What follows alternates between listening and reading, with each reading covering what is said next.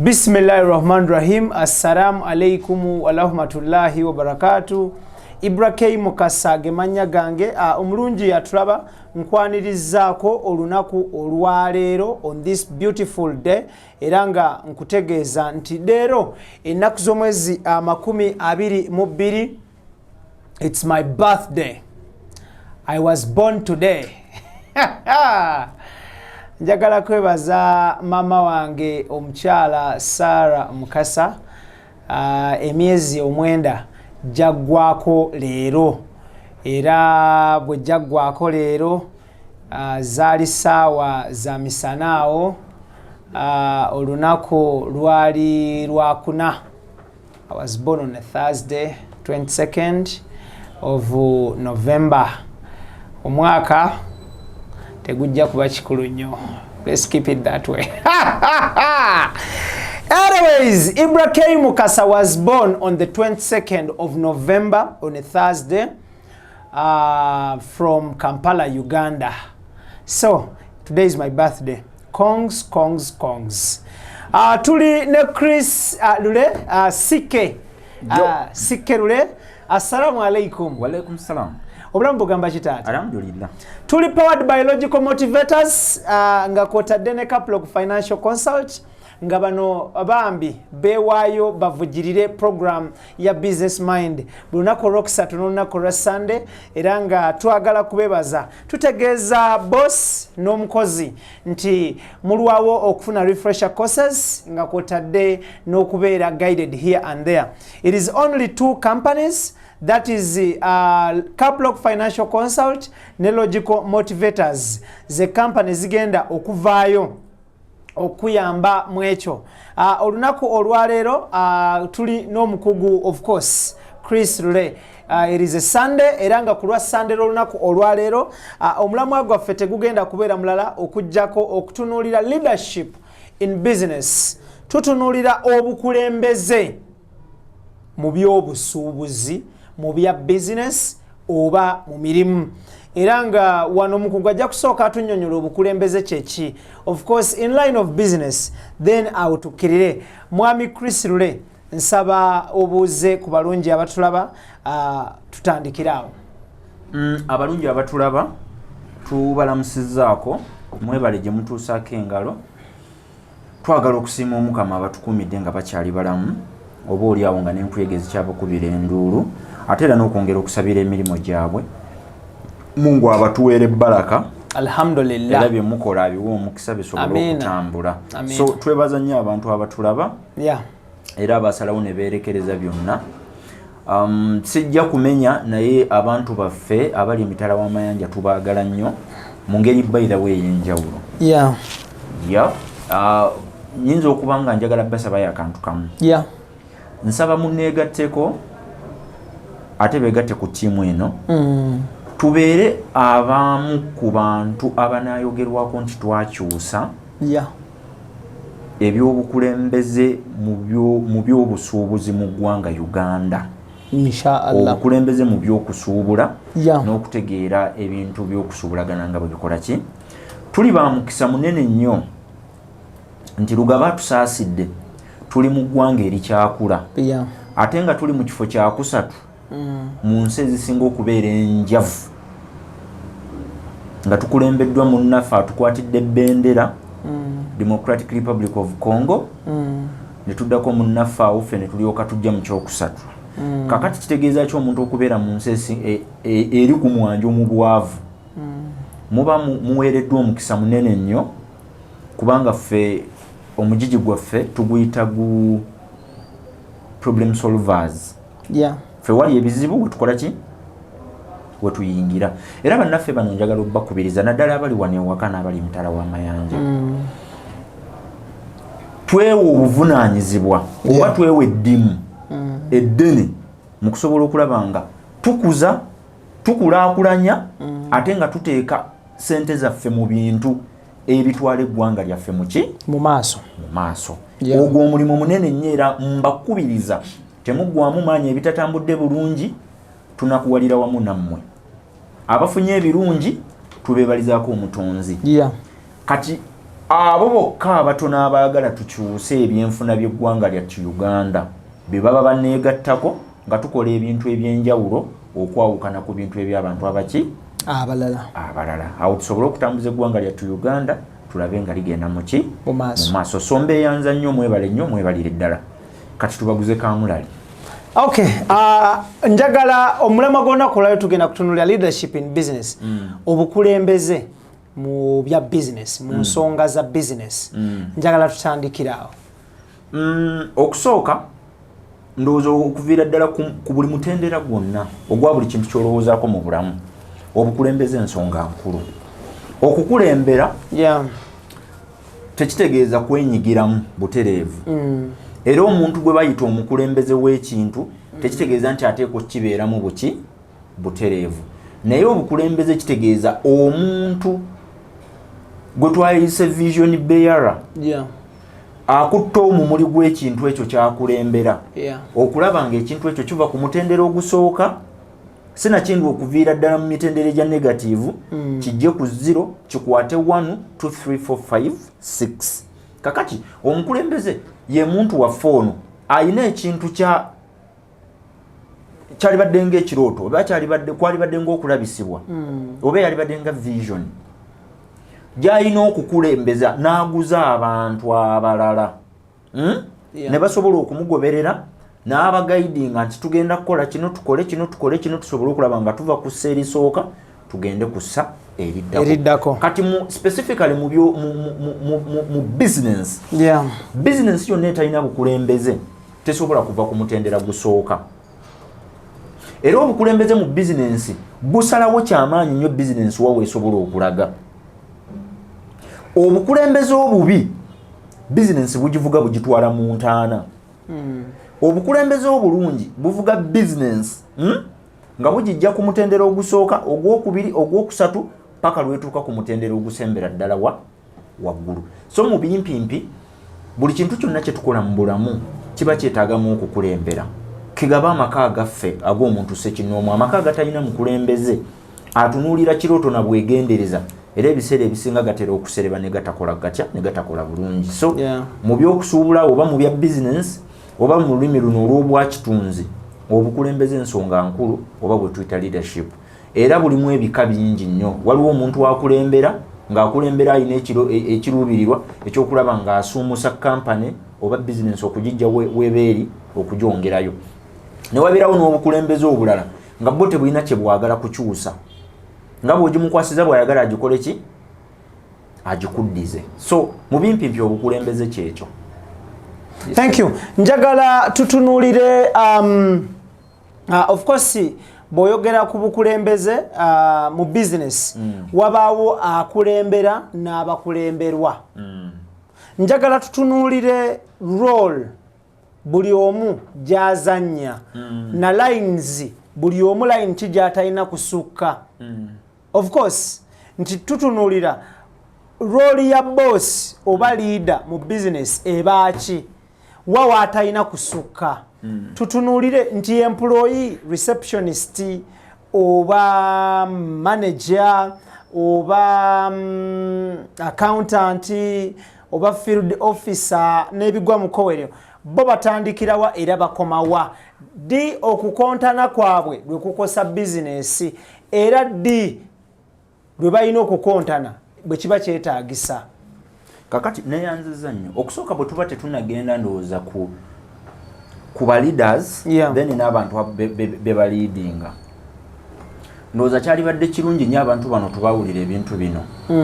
Omukulembeze nga bwe mbagambye mu business etalina mukulembeze tesobola kuyimirira ku magulu ana. Ebiseera ebisinga gabeera abiri oba kumu, era ekiddako kubeera kusereba. Eba tesobola kugenda nnyo wala kiri awo kyamaanyi. Kakati abantu baffe bano abatulaba bamanyi ebintu bino bibiri okubiconfusinga, so nga ate biri mutually exclusive. Leadership ne management. Leadership ye vision bearer oba nannyini kirowoozo, nannyini kirooto, oba omukulembeze ayina ekifaananyi ekigazi era ekisukkulumu ku ba managers oba management. kakati management yeyina obuvunaanyizibwa kyovala abantu baffe bano nabagamba omulundi ogwasooka nti waliwo enjawulo wakati w'omuntu ali self employed ne entrepreneur waliwo eyawandika wansi awo kuba comments zonna nzisoma waliwo eyawandika wansi awo n'agamba nedda ssebo otuvuga speed yakagamba kwabeera kategeeza kimpulira abantu bakakozesa ennaku zino okuvuga banno speed embeera eyo mu muzigo gyensula ewange n'owulira ku neighbor nagamba bategeeza okuvuga speed ndowooza mu lulimi olwaffe olw'ekivubuka kitegeeza omuntu okukola ebintu ebisusse ku kutegeerakwo nga bikikwetagisamu waliwo omuntu ayogera statement nga weetaaga ennaku nga bbiri ogirowoozaako osobola okugitegeera so omuntu yajja wansi awo n'agamba nedda ebintu bino byombi bikola ki byebimu self employed ne entrepreneur oba business owner abo abantu babiri babeera baki banjawulo self employed okola invoice n'ogiddusayo ewa Ibrahim Mukasa nagamba nja kusasula ku lwokusatu n'omuddira ku lwokusatu n'odduka n'ogenda ewa supplier n'ojjayo ebintu by'ojjayo n'odduka n'ojja eno n'ojja era mu bizinensi y'ebiseera ebisinga bw'otabaawo okutambula kwayo kubeera kuzibu kubanga abantu bajja nga banoonya face value Ibrahim Mukasa aliwa bw'omuga nti taliiwo ng'aweta agamba bw'ataba oyo teri mulala ajja kukola ki kunkolako so nga mu lulimi luno olwaffe olw'obutetenkanya olw'entrepreneurship tubeera twogera ku bantu abantu betwaliise ba business owners nti ne bwemba mwendi ne bwemba siriiwo tekiteteganya era tekikosa ki nzirukanya ya business ekyokubiri omukulembeze wa business yaffe eno ye muntu gwe twaliise omutetenkanya akwata omumuli n'amulisa n'alaba kampani gyeyina okulaga nassaayo essira era n'amakinga sure nti kampani eyo esobola okutambulira mu direction gy'agyagalamu ngenda kubaako ebyokulabirako byenkuwa nali neetegereza wano CEO wa Apple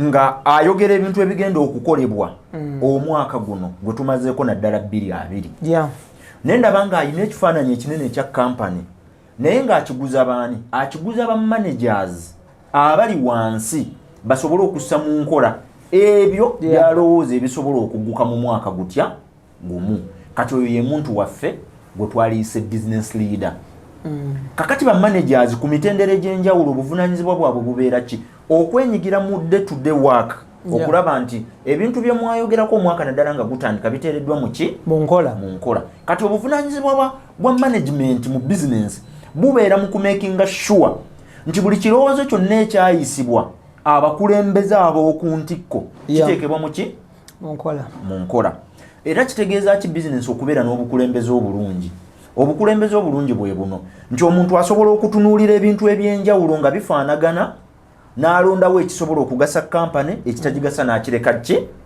ebbali ngenda kubaako ekyokulabirako kyenkuwa tusobola okuba nga twagala bizinensi yaffe tugenda kukola restaurant naye nga erina okumanagingibwa abantu abasoba tugeze mu 8 tulina owa beverage manager tulina owa food naye manager tulina ow'effumbiro maybe atwala effumbiro n'okwoza biki ebyo naye manager then ne human resource naye manager kakati fe abakulembeze aba restaurant eyo oba bannannyini ne tusalawo ne tugamba nti nedda mu kifo ky'okuteeka restaurant eno Nakawa tugenda giteeka Kampala Road olwa bino na bino wammanga kati ne tulekera management obuvunaanyizibwa okunoonya ekifo ekyo egiteekewo ffe ne tuba facilitating okulaba ng'ekifo ekyo bakola ki bakifuna kati decision making eteekwa kubeera ya top leadership ba managers aba wansi wakati awo ne wansi obuvunaanyizibwa bwabwe bwakussa mu ki mu nkola so nga bw'obadde ombuuziza nti obuvunaanyizibwa bw'abano abantu betwaliise bano abalala abalina ebifo ebyowansi mu kampani bwo bukomawa bukoma mu kuimplementinga ebirowoozo ebyasalibwawo abakulembeze okuviira ddala ku mutendera ogwaki ogwawaggulu ogusookera ddala ogwawaggulu mu companies ennene zirina products ezeetadde era ennyingi akakiiko akafuzi akasemba waggulu kasobola okusalawo ne kagamba nti omwaka guno tugenda kutambuza product yegenda okutunda kati mu buvunaanyizibwa bwammwe bwakunoonya butya strategy ki enaakola okumakinga sure nti product egye twalonda yesobola okukola ki okutambula. Business leadership lwaki nkulu nnyo era njagala abantu bano bagiseeko essira. Ebiseera ebisinga buli lwetaba na bukulembeze bulungi abantu tebamanyi kuwawula bizinensi ku bizibu byawaka bwabwe na bizibu byabwe ng'abantu sekinnoomu. Kyovola nti bizinensi bw'ebeera n'obukulembeze obulungi tojja kusanga nannyini omukulembeze ow'okuntikko ate ng'asaba manager, tugeze finance manager, ate ono gwasabayo miliyoni 4 asobola okugenda okumala ebizibu bye eby'ettaka. Nagula eyo poloti omanye ebintu bintabuseeko naye kakati mbadde njagala era omuntu ajja kukugamba nakola bizinensi kwetaasa ebizibu nga binnumbye. Kati mmaze okufuna ebizibu ate toyagala sente nzijje mu kampani. Kibeera kitegeeza nti you can't eat your cake and at the same time have it. Kati sente zojjeeyo eri okulwana ebizibu bye eby'ettaka. Kiba kitegeeza omusaayi gwa bizinensi gw'okozesezza oginyweddemu omusaayi ate ogisuubira okubanga namu etambula buki. Ne bwe tuddayo ku bantu baffe bano be tuyita ba self employed be nali njogeddeko y'alimu yekka era ebiruubirirwa bye nga ye omuntu byakumakinga sure nti business esustaining lifestyle ye yenga omuntu buli kizibu kyonna kyafuna munywanyi wa muliraanye gwakitunuzaamu yaani ye business ye. Anti munnange obiraba najjayo ensanvu nanti munnange obiraba najjayo akakadde. Era nziramu abantu baffe bano ne mbagamba nti business zigwa bukulembeze, business zikoowa bukulembeze bubi ng'era bw'olaba obukulembeze buno obw'ebika ebirala. Obukulembeze buli lwe buba obubi n'ebiwago ebibugoberera tebisobola kukola ki kutereera. Tolina bw'ogenda kuŋŋamba Ibrake nti business osazeewo essente zonna ozigijjemu and at the same time ogisuubira okubanga weeri. Waliwo wano omuntu gwe nadde njogera naye naŋŋamba mbu yali afunye sente za looni miliyoni 5 azze mu business n'ateekamu 3 n'asigaza 2 ng'agazannyisa ebbali alabe bwe binaakola. Ne mubuuze kibiruubirirwa ky'okufuna 5 kyali ki nti zonna zaalina genda mu business naye nento ziteekayo omulundi ogumu nga zisobola okukola ki okufiirayo. Ne mugamba ekizibu we kiri mwagala nnyo okugenda okuvuga ennyonyi naye nga togirinnyanga nako gumulundi gwo ogusoose okugirinnya oyagala givuga. Kakati ekiddako okimanyi banka kutwala bibyo n'omala ne weevuma ekonomi ne weevuma n'eggwanga ebbi. Oli ku Business Mind olunaku lwa Sunday. Ibrake Mukasa gemanya tulina Chris Lule era nga Chris ono mukugu mu bya business. Nkubiriza abatulaba yonna gye musinzira okubanga mutulaba nti waliwo company ziri 2 era nga ziteekamu ssente. Emu bagita Logical Motivators endala bagita Caplog Financial Consult. Employer oba employee look for these 2 companies. Basangibwa wali ku Nkrumah Road ekizimbe Uganda Cooperative Alliance Building era nga bali ku mwaliro ogwokubiri ekisenge kiri 3-2C. Bekwate oba sekyo genda ku kibanja kya www.logicalmotivators.com oba www.caplogfinancialconsult.com. Chris, tukomewo. Njala tutunulire tuwe advantages za obukulembeze obulungi mu business. N'alizaati zaakyo ozirabirawa? Alizaati sokoddemu ekibuuzo nsobole okitegeera obulungi nkiddemu bulungi. Tuwe advantages za good leadership in business. Era results ozirabira kuki nti indeed there is good leadership in such a business. Everything is flowing. Okusooka results ez'obukulembeze obulungi osobola ozirabira ku bakozi. 1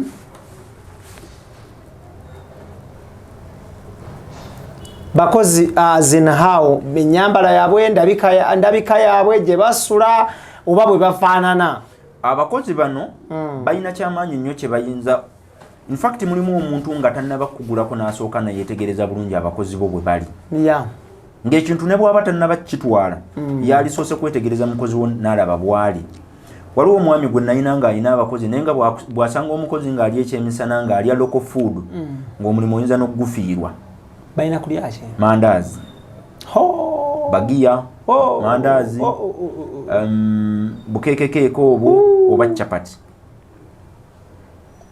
kwegamba nga alaba bw'oba olidde ku mmere bwetyo alaba nga abaamubba wejalabya obasereza kampani onasula kampani kati embeera efaanana bwetyo mbeera seetaaga kunoonya mukulembeze waayo bukulembeze bwe bufaanana butya ebikolwa byo biba bimaze okundaga through abakozi be nti bizinensi avuga dda mu nnyanja era akadde konna tuba tumuyimbira luyimba ki luli amaze emirimu gye abatasobola kuwuna obukulembeze obukubiri bwe tusobola okubulabira kulaba bizinensi ng'ekula ng'eyali mu ruumu emu oli ku eyali mu ruumu emu nga kati oli mu ruumu 7 ekyo awokusatu tusobola okubulabira ku baclients bo nga bali happy tumanya nti obukulembeze bwa bizinensi yo buki bulungi kati abantu baffe bano obalaba ibra bakola businesses ez'enjawulo ekintu ekisinza okusumbuwa Africa mu kuteekateeka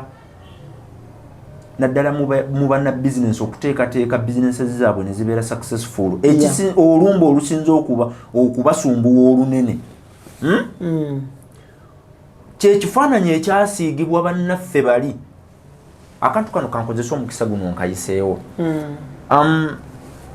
tubadde n'ebyasa byaffe nga 3 tulina obukulembeze obwabannaffe obw'amatwale ne tubeera n'obukulembeze obwaffe obw'abaddugavu naye ate nga nabo bamusibira mu bbwa abatujja mu bw'amatwale abatujjayo mu bw'amatwale ne batutuusa ku bwetoowaze ku independence abatutuusa ku independence then ne batujja ku independence ne babaako ne batutwala naye nga nabo bamusibira muki mu bbwa kati ne tubaawo n'ekitundutundu ekyokusatu abajja nga batusuubiza nti tujja kukola bwe tuti ne bwe tuti ne bwe tuti ate nabo ne bamaliriza nga bakoze ebi kati ekisinza okutusumbuwa kye kino ffe bwe tubeera tukola emirimu gwe wegendereze ng'otambula njagala waveeyo omuntu omwa disputing essentensi yange eno wano mu Kampala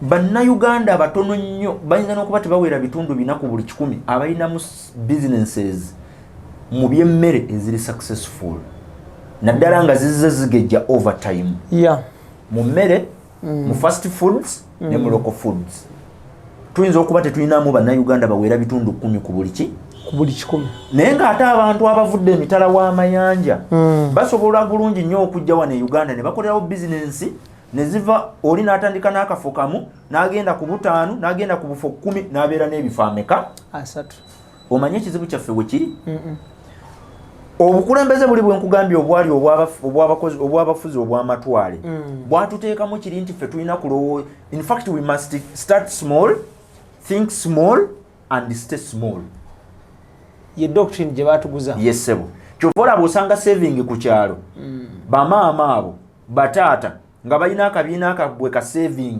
bamazeemu emyaka 3 tebabreakinga nga limiti ya miliyoni 5 tebasukkawo beetoololera awo kyokka ate nga ne banks ennene nga zino zetulaba eziva e South Africa eziva e Kenya waliwo eva Kenya eri Uganda waliwo eva South Africa eri Uganda waliwo nezino eziva wano mu bannaffe bano aba Ghana wansi awo Equatorial Guinea zonna ziri Uganda neziva e Libya ziri Uganda bannaffe bali kye bamasteringa nti osobola okulowooza obutono you can think small start small but grow big kwegamba emitendera gino n'oba ng'ogenda ogyeyagalira bwe bukulembeze bwe mbadde nkola ki nkugamba bwe tulina okwofaringa ku mitendera gyonna egy'enjawulo bannaffe bano abakola bizinensi entonotono naddala nga balinamu essuubi ery'okugejja ebintu bino ngenda nembyogerako ne babitwala nga bya lusaago muteekwa okufuna omuntu aguza kampani yammwe ekifaananyi ekigazi okusinga ku mmwe bwe mubadde mulowooza era abantu abatunda ebifaananyi ebyo ebigazi be bantu nga nze be bantu nga abalala abakola omulimu gwenkola ki gwempangaaliramu okubikkulira abantu baffe bano njagala nnyo ne lwakuba tebatera kukola research batera okukomentinga nga tebakoze research naye kyala bakomentinga video tenaggwayo ekyo tekyalibadde nnyo kizibu naye bakomentinga nga tebakoze research US olwaleero wetwogerera essaza limu lyokka lisobola okuba nga lirina business speakers abasoba 3,000 ya essaza litya limu nga lina business speakers abasoba 3,000 era abantu abo bafaayo nnyo era bassaamu ssente okulaba nga basobola okuguka mu bintu bye bakola. Wano e Uganda wosanga omuntu akugamba sisobola kukwata miliyoni yange jjuwa muntu ajja ntrainingire bakozi bange, nja kwogera nabo kiggwe, nze nja kwogera era gamba ogenda bagamba kinze kyekisobola bagamba ogenda bagamba kipya kye batawulirangako oba ogenda bagamba kipya kye batawulirangako. Kati bannaffe bali kyova olaba batutambuddeko ebbanga ddene nnyo ate ku speed ya kizungirizi tulemererwa ffe wano kyetwamastaringa ku exportinga njiri na ku importinga njiri. Wano osanga omuntu awuliriza Ben Hinn ng'amufiirako oyogedde ku musumba Ben Hinn. Wano osanga omuntu awuliriza Pastor Chris nga tasobola kukwata ku noobu ya kintu kyonna ng'akyayogera. Naye ate wosanga era abantu nga Chris Lule bw'amulabako ku video agamba ono talina kyakola ki kyangamba nakkiririza mu byebunaayira ng'ebibi ebyawana ebyawa katasobola bikola ki nga biwusiza maaso. Kati ekyo kyekizibu kyaffe kye tulina, tuteekwa okubeera nga tulina obukulembeze mu nzirukanya y'emirimu gyaffe ku mitendera gyonna obukkiririza mu bintu byaffe ebyawaka era obutakkiririza nti omuntu osobola okuthinkinga small n'otandika small then you keep small for good. Yensonga lwaki olaba nti businesses z'Abannayuganda nsobola zikumenyera no ne lwakuba saagala kukwata ku mannya ga wano. Businesses mu Uganda kijja kuleeta ttagali, kijja kiyinza okuleetera ebizibu. Bantu bangi nnyo wano abakoze business ne basigalira ddala nga bakyali batono nga bwe baatandika emyaka gyonna ng'alindiridde kimu kugwa. In fact okugwa akufunira n'akatebe n'atuula ye mwennyini n'alinda kutuuke ye mwennyini ne yeeteega agwe. Chris, jagala otumenyedde results za good leadership in business oba obukulembeze obulungi nti first result was olabira ku neeyisa n'endabika y'abakozi ba company because baportraying ekifaananyi kinene nnyo ekihappeninga munda eyo mu company. The number 2 n'otunyonnyola about the growth oba progress ya business. Number 3 n'otumenyera ku ba client abasanyufu era abasiima. Oyinayo result endala gye tuyinza okwongera kuno before we go in further? Result ndowooza endala gye naali badde nnyongeddeko twali badde tulaba ne walala we tusobola okulabira. Tusobola okulabira ku kututumuka okw'abakulembeze bo bennyini abatutwala. Kubanga ogenda n'olaba abantu baffe bano abatukulembera naddala mu zino ensonga z'ebyobwa bizinensi naye ng'omuntu waffe ono akulembera bizinensi naye mwennyini ng'omuntu nga kiri kye tutera okwogera nti tambula ng'enfunayo oba labika ng'enfunayo nga takirabika ng'aligadibe nga lye. Yes, frugality ennungi nnyo mu bizinensi. Bakaita batakagambako frugality. Kirungi nnyo kategeeza ki mu business omuntu okubeeraawo nga kyali badde ng'ali nagalaale. Frugality nagalaale yali badde nga minimalist.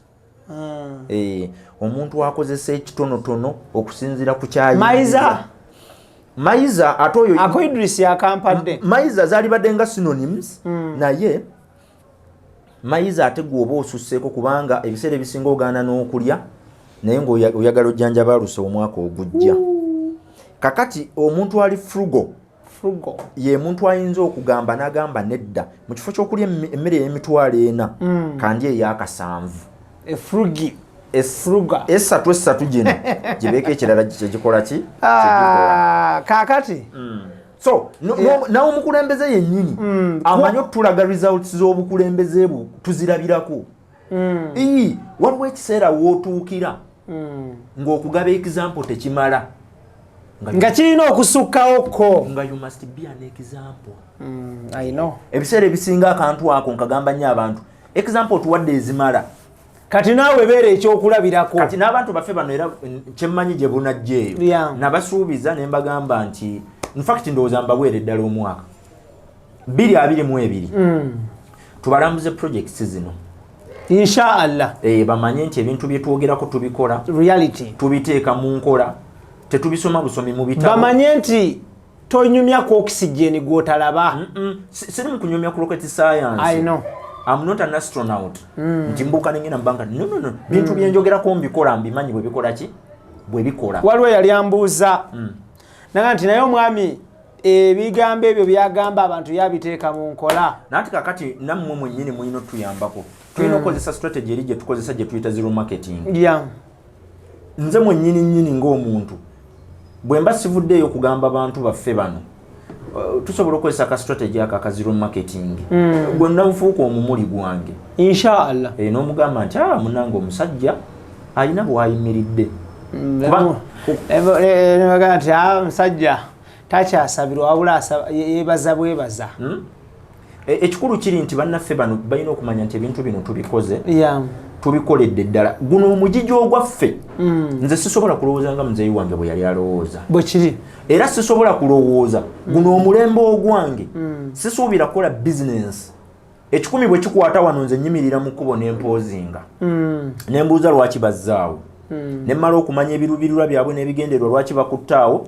Nze ne nkwata eryange. Kubanga ngenze nkizuula nti ebiseera ebisinga abangi baba bakyamu. Abatono be baba abatuufu. Kaddemu omulundi gumu. Abangi baba bakyamu. Abatono be baba abatuufu. Buli lwolaba omugendo nga gugenda bwe guti. Wegendereze. Kisenge ddiiro tooyi. Kisenge ddiiro tooyi. Kisenge ddiiro tooni. 5 ku 10 5 ku 10 5 ku 10 5 ku 10 10 ku 10 10 ku 10 10 kati n'obasanga. Era mu projection zange zino market crash ya real estate ya Uganda bajja jjuuli. Waliwo actually Saalonga Azuli Kizito Wallace Australia yangamba nti market crash eyo eyinza obutabaawo. Lwaki? Because of the overpopulation n'enzaala n'okuzaala nti abantu bannayuganda bazaala nnyo. Nampa example nangamba nti case in point bw'otunuulira population census happens every 10 years, not so? Eya Uganda. So nangamba nti bw'otunuulira the last bakola population census mu 1990 ne baddamu ne bagikola mu 2000 ng'olaba abantu beeyongeddeko. Nangamba nti from 2000 ne bagiddamu emyaka 2010 bwatyo nangamba nti kati kijja kuba kizibu nnyo because okufuna market crash ya real estate because olwa muwendo gw'abantu ogweyongerako n'obwetaavu. Mwami Azuli ali Uganda. Ali Australia, Melbourne, Victoria. Okay, kati bw'abazze bw'onaaba ofunye chance yogera naye. Mugaye nti akasajja kali kabeera Uganda. Kabeera Uganda. Akasajja kali ku ground. Kabeera Uganda. Ate ne research waako. Kabeera naye. Yaman. Kakati mugambe. Bw'onaaba ofunye chance. Nyinza obutafuna budde bumala ebintu bino bubyogerera wano. Ebiseera bisinga factors ezireeta crash ey'ekintu kyonna kati nga real estate tezirimu ebyo byabadde agamba byakuzaala, simanyi population, simanyi demographic dividend, tebirimu ebyo. Kubanga olwaleero njagala tulaba kikati tulaba nti ebitundu 7 ku buli 10 eby'Abannayuganda tebalina ssente zisobola kupangisa nyumba. Mwami Azuli bw'aba alina ennyumba e Kampala wana akimanyi. Olwaleero bw'ozimba ennyumba agirina muyenga. Olwaleero bw'ozimba ennyumba okwawukanako n'emyaka giri egy'emabega etwalamu ekiseera nga tennafuna abapangisa. Bwe kiri. Okujjako ekintu bw'aba nga tazirina naye etwalamu ekiseera era oziteeka ne ku katale nga ya mitwalo 8. Gwe mwennyini n'owunzika ng'osaze 8 ng'eri mu mitwalo 4 oba 5 n'obongeza nga bamaze ogikola ki? Okuyingira. Kati fe abatunuulizi b'ebyenfuna awo tulina kye tulabawo ky'amaanyi kibeera kitegeeza nti abantu baffe bano tebalina nkwaso mu byanfuna esobola kusustaininga sente z'obwogerese ku nnyumba zo. Kati ekigenda okuddako kiri ki? Mwami Azuli muŋŋambire nti buli muntu alinamu kasente ng'asusse miliyoni 2, 3, 4, 5 n'akawumbi zigenda mu kintu kitya? Kimu. Real estate. Bazimba ki? Full house, kisenge ddiiro, akatoyireti n'ekinaabiro. Nga biri bweru biri munda. Parking n'ekikomera n'amataala. Security lights. ne tukomaawo ekigendo baawo kimanyi ennyumba zigenda kutuuka ng'ekifo kimu kirimu ennyumba ezisoba emitwalo 2 ekifo kitya naye ng'abantu abasulamu mu geographical location yemu okusooka njagala omwami oyo mugamba akantu kana akafune bulungi mwami Wallace Kizito Salonga Zuli njagala atunuulire bw'abeera nga ddala kituufu mwami akola research emisaala gy'abantu enkyukakyuka yaagyo n'enkyukakyuka y'ebbeeyi y'ebintu ebyo bibiri tebitambulira ku level etya emu mu 2001 omusomesa wa primary yali afuna emitwalo 27 olwaleero tuli mu 2020 omusomesa wa primary afuna emitwalo 35 waliwo difference ya mitwalo 8 ontegedde bulungi nnyo njagala ombuulire ekiro y'ennyama mu 2001 yali egula sente meka era kati egula mmeka kiba kitegeeza nti omuntu sente z'aba alinawo generally disposable income ekola ku life ku basics ez'obulamu tasigazaawo sente za kukola ki kwejalabya na kutereka kati abeera alina okunoonya sente ezigwa kubanga okusula tuba tulo tebakolerayo business kati omuntu anoonya ennyumba eri mu sente eza wansi ennyumba ez'ebbeeyi ey'owaggulu tuzirekera ba corporates abatamanyi kye baagala mu strategy gye nayogerako ey'emyaka 2 between emyaka 2 ku 35 bano bo obulamu babeera tebannabugezesa ne bw'omugamba mu kituli ekyo mulimu omusota ayingira buyingizi kati bannaffe aba 45 to 55 bano beegendereza nnyo bintu babikwata n'obwegendereza sente basooka ziholdinga asooka kubeera nazo era bw'oba oyogera naye mu business asooka n'akalubamu tamala gazita naye ekyomukisa omubi era nabo bamala ne bakola ki ne bazita 55 okudda waggulu paka ku 10 eri abantu gye bafiira eyo abo bo bazitereka n'embuveera kapapula n'akassa mu kaveera n'akazingako bw'ati n'abaako wakatereka oyo tolina bizinensi gy'okola ki gy'omugamba tolina nnyumba gy'omusuzaamu yaki ya bbeeyi ayina kusula mu nnyumba kubanga okutya kuba kuki n'omutima guba gukoze eki gunafuye ontegedde bulungi nnyo kati mwami Azuli oyo muŋŋambire era eno message yiye okusinziira ku byendaba ne sente ziri mu kuteekebwa mu real estate olwaleero mu Uganda muno mwembi tugenda kufuna ekizibu ng'omuntu abadde investing mu real. By the way, I'm not a prophet of doom. Wabula ngezaako kuteekateeka abantu abaagala okuinvestinga mu kintu kino basobole okulowooza obuki. Omuganda agamba nti ekijja omanyi kinyaga bitono. Guess what? Eno crash tekosa bonna. Ne crash yali mu US ya real estate teyakosa bonna. Eina gurupu y'abantu beyakosa abaali ba investing mu real estate era ennyumba eina ze yakosa ontegedde uniformity mu kyemuzimba crash begenda okukola ki okukosa abazimba ekyenjawulo ku kyabannaabwe tebakola ki tebakwatako kubanga tukoze bubi nnyo nti tudigress nze naye era tuli mulamwa gwe gumu tuli mu bya business ojja kuwumbuuli ojja kulaba nti mu business eno ya real estate omuntu azimbye apartment tafuna kimu na muntu wa guest house oba na muntu wa hotel tebafuna kimu era waliwo weziriraanye nga ziri ne mu location yemu ng'omu asula mu kalu temuli muntu n'omu omulala ajjuza ne bafikka nawo n'agoba ne bamugamba omuli ne bamugamba tujjudde agaba nange gundi tujjudde ne bamugamba naye osobola okugenda ewa neighbor naga nedda kanoonya waki kitegeeza kyazimba kyanjawulo ku kyeneki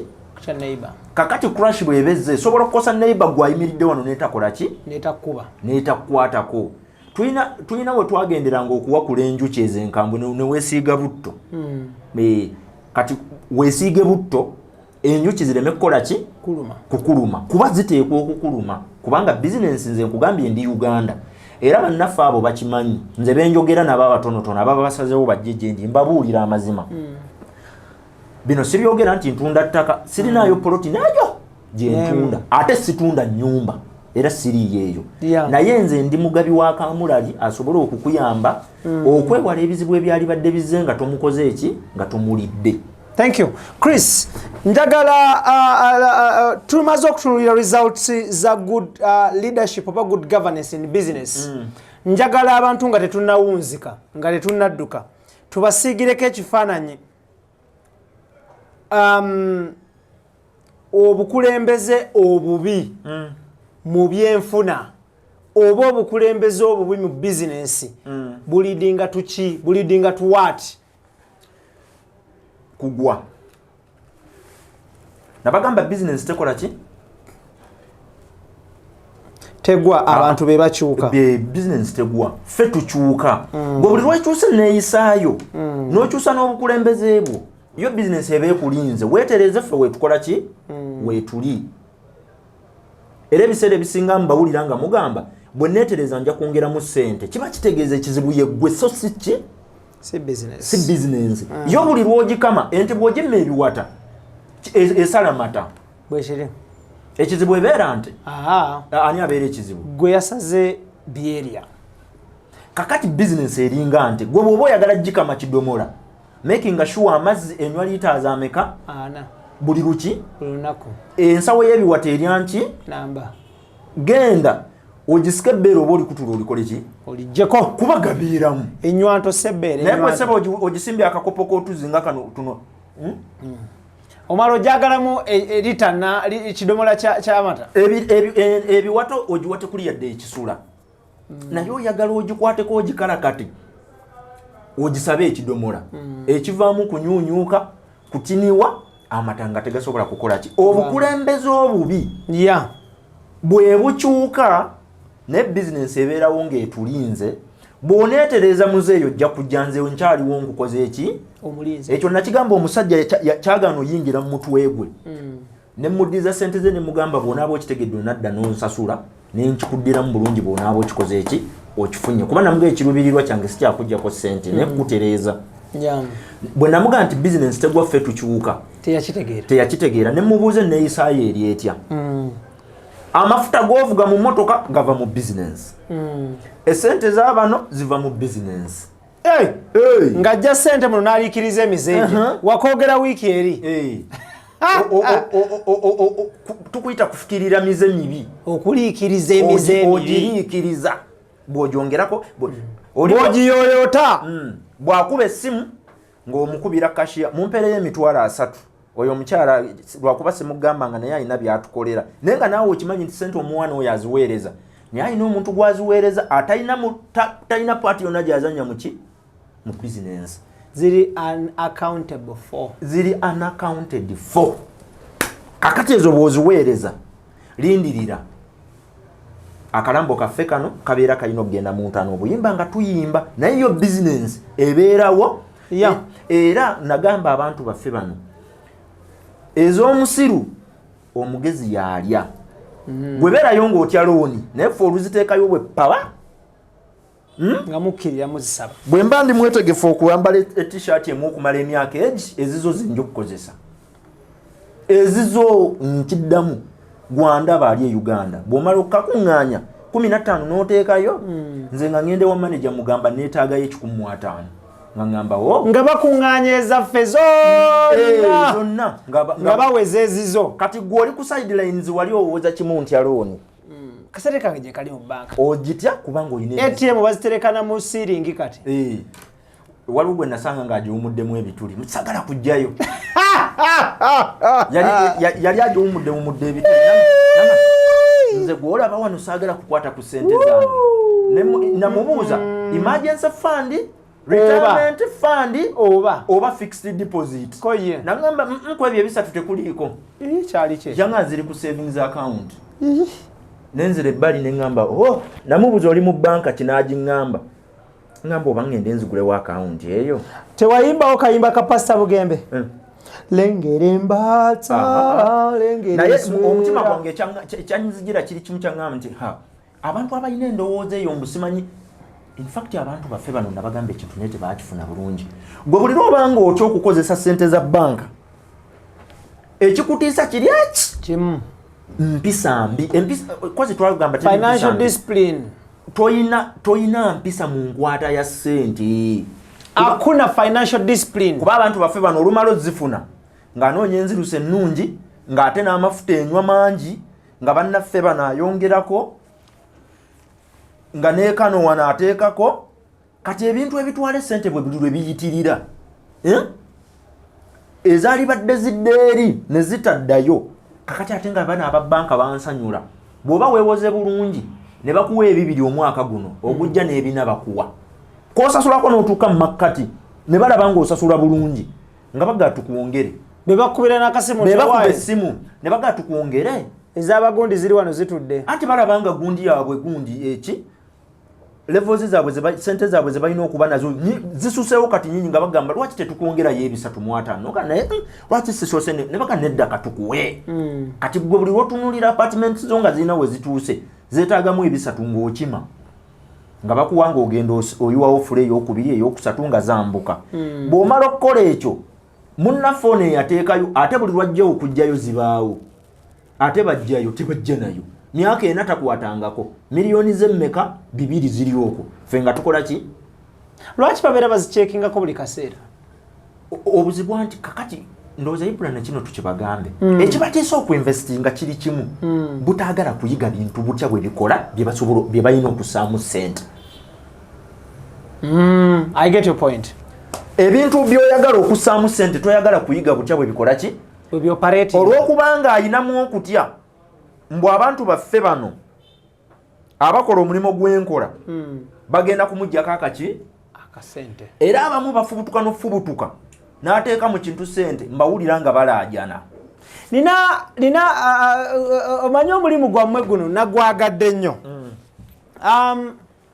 nina munywanyi wange bamuyita Idris Lukwago mwami Idris Lukwago yankubira akasimu nampeereza akatambi twannyonnyola about businesses omuntu z'alina okukola last week mu kasente ka retirement mwalimu ekigambo stocks waliwo akatambi Idris ke yampeereza ng'omwami atunda stocks naye nga tamanyi nakunnyonnyola stocks kyeki nabalabye nange in fact akatambi ako nakalabyeko okwo oba nze nakakuweereza Idris yakampeereza mwami Daniel Omugoya yaŋŋamba mu banywanyi be tebasobola kuba banywanyi bwe yaŋŋamba kati n'abantu baffe bano tubayambire ddala Ibula tujja kuba tetukoze buvunaanyizibwa bwaffe abantu baffe bano bwe tutabayamba nalaba omanyi kati enjawulo mbawo enjawulo motivational speaker ye muntu akuba hit ey'ekintu kimu n'atutumuka n'afunamu kasente n'ayimirira ku kadaala n'atandika okudaalira banne n'abagamba bakole nnyo era bwe mutaakole nnyo temujja kufuna oyo motivational speaker business speaker ye muntu ayina obumanyirivu motivational speaker bazaamu ssuubi bakola ki abo bo oba mbayite bakyenjeeje waliwo enjawulo wakati wa motivational speaker ne saabafere oba n'abafere abafere bangi naddala abali mu omulimu guno gwendimu abagulimu nga tebamanyi bintu bino naye nga bagugenzemu olw'okuba omuntu afunye kasente abo bayitirivu togge tobala bangi era akatambi ako k'oyogedde njagala okukubiriza abantu bano bannange sente zino engeri gye zibamenyamu nga mukola bwe mubeera abegenderevu ennyo mbabeere begendereza nnyo mubeere begendereza nnyo ng'abantu bano bazze gye muli mbu mu investinge nabo okusooka nabagambye nti tekimala bumazi kuwa example tukwetaaga naawe obeere ki ekyokulabira nga gwe mwennyini byokola byoyogerako byoli nze siguza abantu kyessiri obaguza wayini ng'onywa amazzi oba nyumiza nalabye omuvubuka atambula abalengeza kasooli ayinza n'okuba oyo tasanga yadde empeke y'akasooli emu mu ttaka naye agamba abantu baffe bano naddala abali e Bulaaya bano mulina okubeera abegendereza bannayuganda tetulina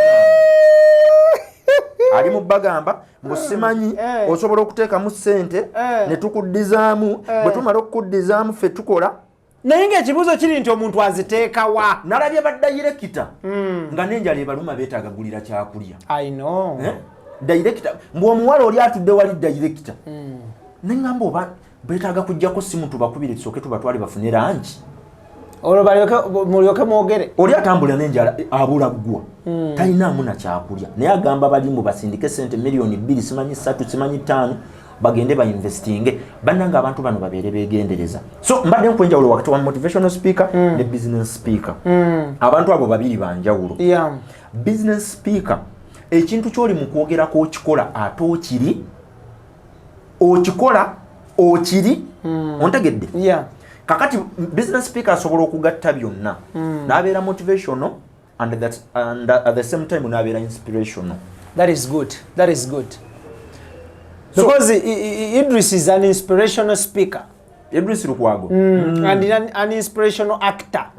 Naye kati tubadde tuvudde nnyo ku mulamwa ne tudda side eno eri mu bannaffe gye twatandikidde mu leadership nga tuvuddeyo. Kammalirize nga mbagamba bwe nti buli muntu yenna ali mu bukulembeze bwa business beera n'ekirooto ekigaziko okusinga ne kye watandika nakyo. That is good. It is a lie to the African continent nti oteekwa kutandika ng'oli mutono n'okola ng'oli mutono n'osigala ng'oli mutono n'ofa ng'oli mutono. It's a lie. Osobola okutandika ng'oli mutono osobola okulowooza nti ntandika ndi mutono n'okola ng'oli mutono naye ate n'ogejja n'obeera mu ki munene. Enjawulo yokka weeri ne bannaffe bali abalala mwemalire nnyo mu kuyiga ebintu bino butya bwe bikola ki save, learn how to invest. Tetugenda kubanga tusukawo olunaku olwaleero njagala kwebaza omukugu Chris Lule era nga muŋŋanye nebaze Logical Motivators. Bano aba Logical Motivators basangibwa ku website yaabwe era nga nsaba before the end of this program of today or tonight nsaba ogendeko ku internet mu Google search engine oteekemu www.logicalmotivators.com ebisigadde osome mpola take your time then still noonya company endala ku kibanja kya www.financialconsult.com era nabo bajja kuyamba mu mbeera ya business. Ibrahim Mukasa gemanya gange tetugenda kubanga tusukawo olunaku olwaleero. Njagala kwebaza omukugu Chris Lule CK at Facebook atenga ku kibanja kya www ali osobola omusanga ku Logical Motivators oba Caplok Financial Consult ku Twitter kwoli kwendi handle yerichi at CK Lule still eyo ndala yo tukyayiizayo byayo. Okay, so following up Facebook Ibrahim Mukasa ate still fan page MC Ibra Tako Gatageja atenga ku YouTube Wolokoso Extra mu UG atenga ku Instagram Ibrahim Mukasa then tusobola okubanga tukwasaganya ebintu ebyo ku Twitter at Ibrahim Mukasa still nga nkusibula njala kwebaza Idris Lukwago Daniel Mugoya ne Tony Senablia large upon yourself. Mbagaliza olunaku olulungi. Today has been my birthday. Mbajjukiza 22nd November every year is my birthday. Ne bwendi banfudde tusigale nga celebratinga olunaku olwo in memory of Ibrahim Mukasa ayogera na olunaku olwaleero. Njagala kusembayo nga ntumira omukyala mama wange ow'ekitiibwa mu b'ebitiibwa wansi w'enjuba Muchala Sara Mukasa. Nkwagala nnyo mama wa Ibrahim Mukasa.